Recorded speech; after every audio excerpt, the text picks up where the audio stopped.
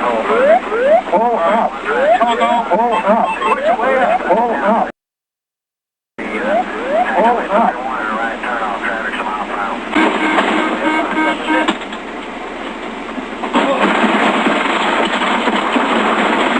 بسم اللہ الرحمن الرحیم۔ السلام علیکم۔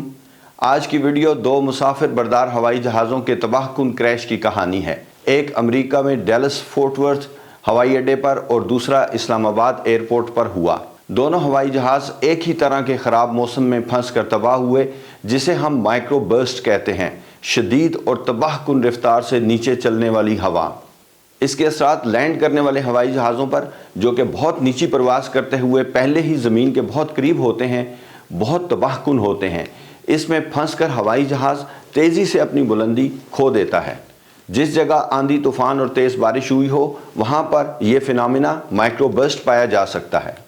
ان دونوں کریش میں پائلٹ اپنے اپنے ہوائی جہازوں کو ٹھیک طریقے سے ہینڈل نہ کر پائے۔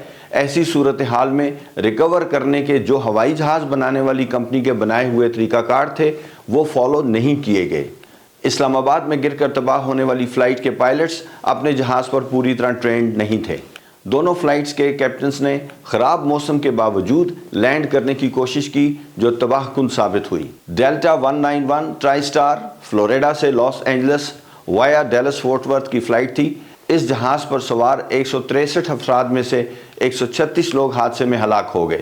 خراب موسم کے باعث لینڈنگ سے چند منٹ پہلے ہوائی جہاز مائکرو برسٹ تباہ کن اور تیز رفتاری سے نیچے آتی ہوئی ہوا میں پھنس گیا، اور اس کا لیول بہت تیزی سے کم ہوا، اور وہ بہت تیزی سے زمین کے نزدیک ہوتا چلا گیا اور آخرکار حادثے کا شکار ہو گیا۔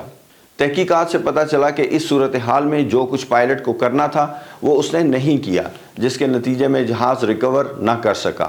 کراچی سے اسلام آباد آنے والی بھوجا ایئر لائن کی schedule domestic flight Bhoja 213 20 April 2012 کو خراب موسم کے باعث رن وے سے صرف 4 میل کے فاصلے پر کریش کر گئی۔ جہاز پر سوار 127 افراد اس حادثے میں ہلاک ہو گئے۔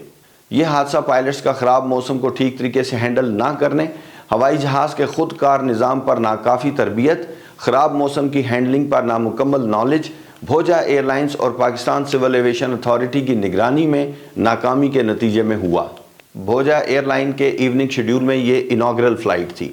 جیسے ہی یہ فلائٹ اسلام آباد کے قریب پہنچی، پائلٹس کو کاکپٹ میں کئی نازک لمحات کا سامنا کرنا پڑا۔ انہیں اپنی فائنل اپروچ پر 2 شدید ڈاؤن ڈرافٹس، یعنی بہت زیادہ رفتار سے نیچے کی سمت چلنے والی ہوا کے جھکڑ کا سامنا کرنا پڑا۔ پہلے ڈاؤن ڈرافٹ میں جب جہاز کی بلندی کم ہوئی تو زمین سے ٹکرا جانے کی وارننگ GPW کاکپٹ میں سنائی دی۔ اس پر فرسٹ آفیسر نے کیپٹن کو لینڈنگ کینسل کر کے بلندی پر جانے کا مشورہ دیا، گو راؤنڈ کا مشورہ دیا، جو کیپٹن نے اگنور کیا اور لینڈنگ جاری رکھی۔ جہاز کی پچ بڑھ گئی اور ایئر سپیڈ کم ہو گئی اور جہاز زمین کی طرف گرنا شروع ہو گیا۔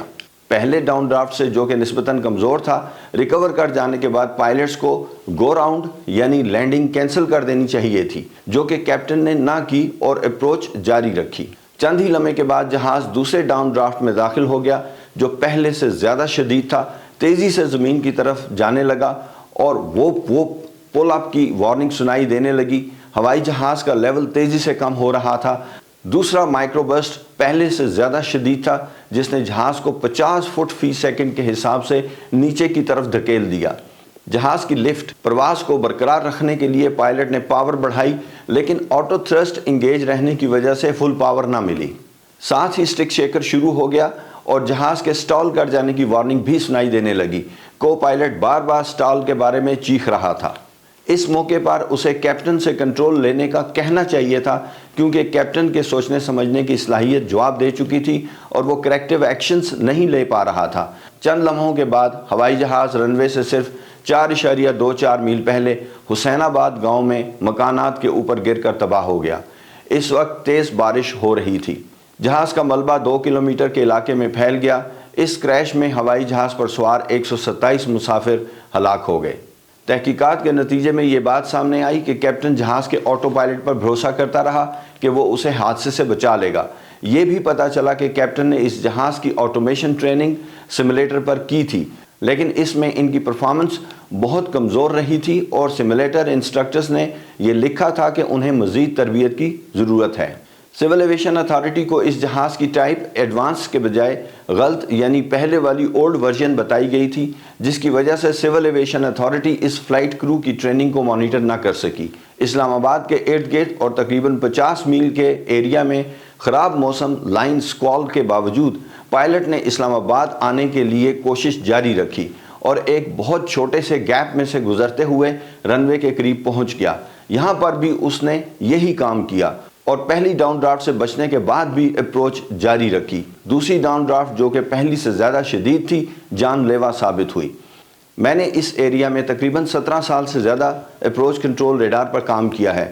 اسلام آباد کے ارد گرد کا یہ ایریا گرج چمک اور بارش کے لیے بہت مشہور ہے۔ میں نے اپنی ڈیوٹی کے دوران بے شمار دفعہ یہاں پر تھنڈر سٹارم رین اور بہت خراب موسم دیکھا ہے اور جہازوں کو اس خراب موسم سے بچنے کے لیے اپنی ریڈار آبزرویشن کے ذریعے مدد بھی کی ہے۔ میں نے بے شمار فلائٹس کو جب اس طرح کا خراب موسم ہو تو واپس ڈائیورٹ کرتے ہوئے یا موسم سے کلیئر رہتے ہوئے ہولڈ کرتے ہوئے دیکھا ہے۔ بھوجا ایئر لائن کی اس فلائٹ کو جو لائن سکوال ملی تھی وہ تھنڈر سٹارم سیلز کی ایک لائن تھی جس میں سے گزرنا ناممکن ہوتا ہے۔